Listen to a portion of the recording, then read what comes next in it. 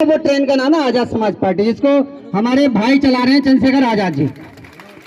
और चंद्रशेखर आजाद जी ने उन्होंने कहा था कि अगर बहुजन समाज पार्टी हमारा साथ दे तो हमें पार्टी बनाने की आवश्यकता है। एक विधायक ने कुछ धारा किया है। बाबा साहब ने कहा है कि शिक्षित बनो। शिक्षित हम ये बात सब कह चुके हैं, लेकिन जब तक हम हर क्षेत्र में इन्वॉल्व ना होंगे, तो सबसे बड़ा क्षेत्र है राजनीति।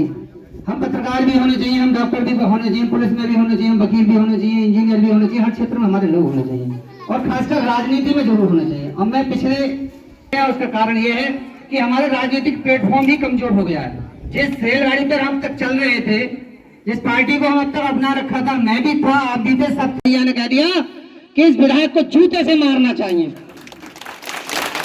आज भी बहन जी के लिए हमारे दिल में इतना प्यार है, लेकिन पार्टी क्योंकि मिशन से भटक चुकी है, इसलिए हम भटकना नहीं चाहते। हमने एक मंच छोड़ा जरूर है, तो दूसरे मंच की हमें आवश्यकता है, और उस मंच का नाम है आजाद समाज पार्टी। बाबा साहब ने कहा है, राजनीति हो सकता है, सरकार हो सकता है जो हर समस्या के समाधान करती है, समस्या का समाधान करती है। कोई भी समस्या हो, हर समस्या का ताला जो खुलता है वो किससे खुलता है? सत्ता से खुलता है। बहुत से लोग कहते हैं मैं क्या मतलब राजनीति से यार। अबे आप राजनीति से मतलब नहीं रखोगे तो बेकार लोग राजनीति में आ जाएंगे। इसलिए हर व्यक्ति को राजनीति में मतलब रहना चाहिए, हर व्यक्ति को इंटरेस्ट रखना चाहिए। इसलिए आपको मेहनत करनी है, जैसे हमने पहले की बीएसपी के लिए, और अब मेहनत करनी हमें एएसपी के लिए। अब मैं सुनील बाबू जी मंडल कार्यकारिणी सदस्य, उनको आमंत्रित करूंगा। इनके लिए बात जो सर्वप्रथम तथागत गौतम बुद्ध को नमन करते हुए परम पूज्य बाबा साहब बी आर अम्बेडकर को नमन करते हुए साहब काशीराम को नमन करते हुए बहुजन समाज में धन्य सभी महापुरुषों को नमन करते हुए और यहाँ पर उपस्थित सभी मंत्रालय अधिकारी व माता बहनें सभी को मेरा क्रांतिकारी जय भीम। जय भीम। क्यों जरूरी है, क्यों आवश्यक है? बहुत सारी जो परंपराएं हैं हमारे समाज में पनपी हुई है, जो हमें आगे बढ़ने को रोकती हैं। ऐसी ही परंपरा के बारे में आज मैं आपके बीच एक छोटी सी कहानी के माध्यम से बताऊंगा। एक जगह की बात है,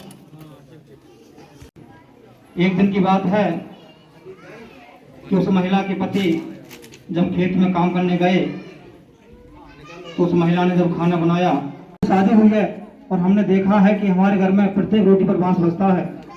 तो उसकी सासू माँ बड़ी अचंभित हो गई कि साथ बांस बजता है, कौन बजाता है बांस?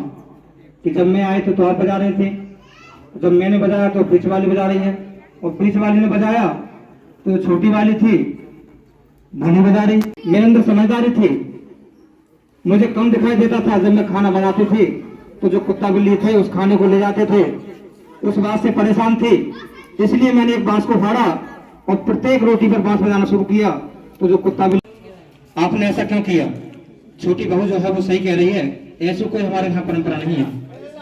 तो मेरी माता बहनों और भाइयों सभी से गुजारिश है कि जब तक हम शिक्षक नहीं होंगे, तब तक अपने हक अधिकारों के बारे में और जो कुरीतियां हैं हमारे समाज में, जो परंपराएं हैं, उन पर विचार नहीं कर सकते। एक शिक्षित व्यक्ति जब पढ़ लिख जाता है तो हर रीति रिवाज और परंपरा के बारे में जानने की कोशिश करता है। और सभी से गुजारिश है, हाथ जोड़कर विनती है कि सभी अपने से छोटे भाई बहन हैं या बच्चे हैं, उनको जरूर पढ़ाएं। चाहे खाना कम खाएं, खर्चा कम करें, लेकिन बच्चों को जरूर पढ़ाएं। इन्हीं के साथ ही अपने शब्दों को प्रारंभ देता हूँ।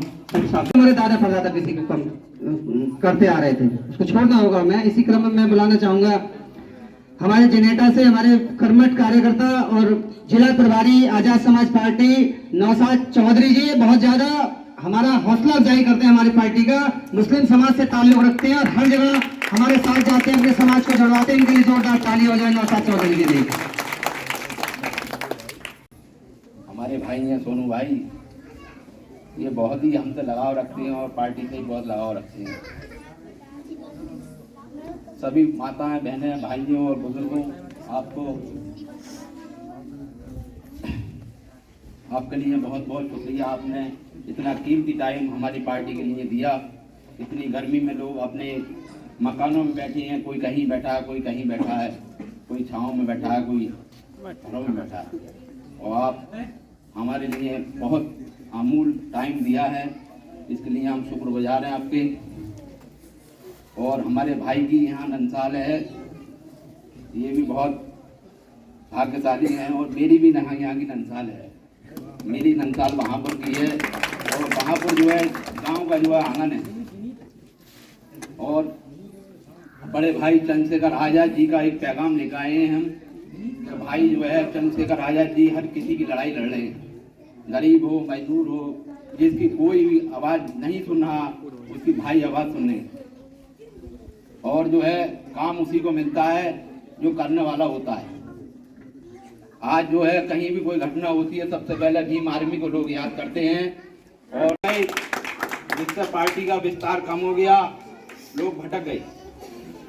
भाई हमारे आए हैं, भाई ने एक ऐसी शक्ति दिखाई है कि अभी लोकसभा में चुनाव हुए, पूरे देश में प्रधानमंत्री के नाम पे चुनाव हुए, और भाई ने अपने दम पर चुनाव जीत के आप लोगों की मेहनत से ये दिखा दिया कि वाकई संघर्ष में ही ताकत है। और संघर्ष अगर हम करते रहेंगे तो एक दिन कामयाबी मिलेगी।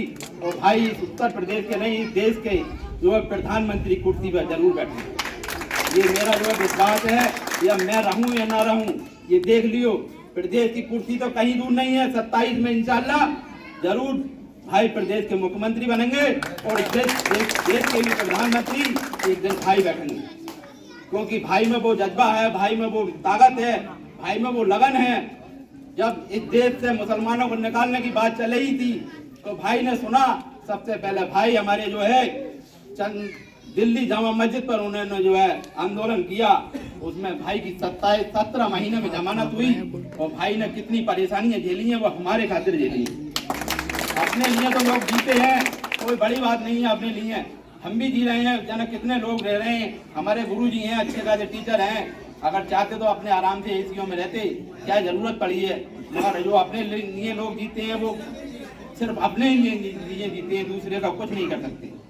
राजनीति वो चाबी है कि एक छोटा सा अदना सा कार्यकर्ता अगर कहीं सड़क पर निकल के जा रहे हो और चेकिंग हो रही हो, तो वो करोड़पति की मोटरसाइकिल छुटवा सकता है, ये वो उसके काम में आ सकता है।